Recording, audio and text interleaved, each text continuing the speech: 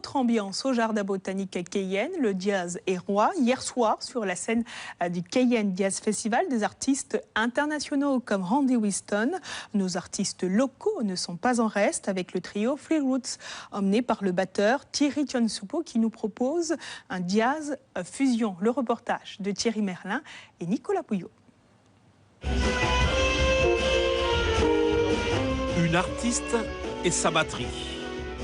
Terry Lyne Carrington a joué aux côtés de grands docos du jazz comme Dizzy Gillespie, Stan Getz ou Al Jarreau. Et hier soir, sur la scène du Cayenne Jazz Festival, elle a débordé d'énergie.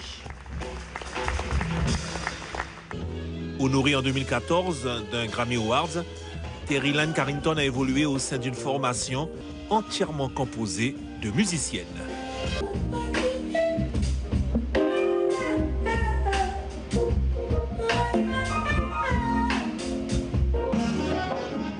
À 89 ans, Randy Weston est l'une des légendes du jazz afro-américain.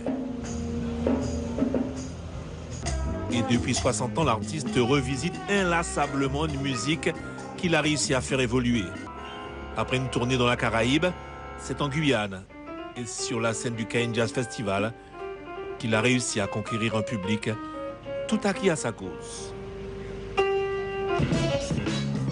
Ils sont 3 sur scène et ont la particularité de maîtriser chacun 2 instruments.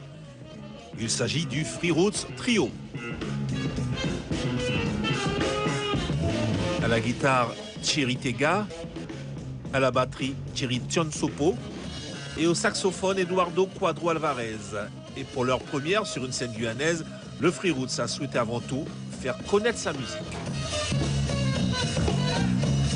Il y a des références au tambour, il y a des références au jazz. Donc voilà. Et puis chacun, ce qui est bien, c'est que chacun amène dans le groupe ses influences. Par rapport à l'rythme traditionnel ici, ça passe tout de suite.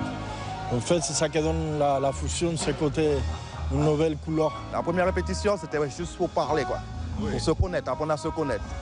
Et au bout de la deuxième répétition, c'était déjà en boîte, quoi. Il a compris comment on vit, quoi. Et notre style, quoi, notre état d'esprit, et donc ça a fusionné, quoi.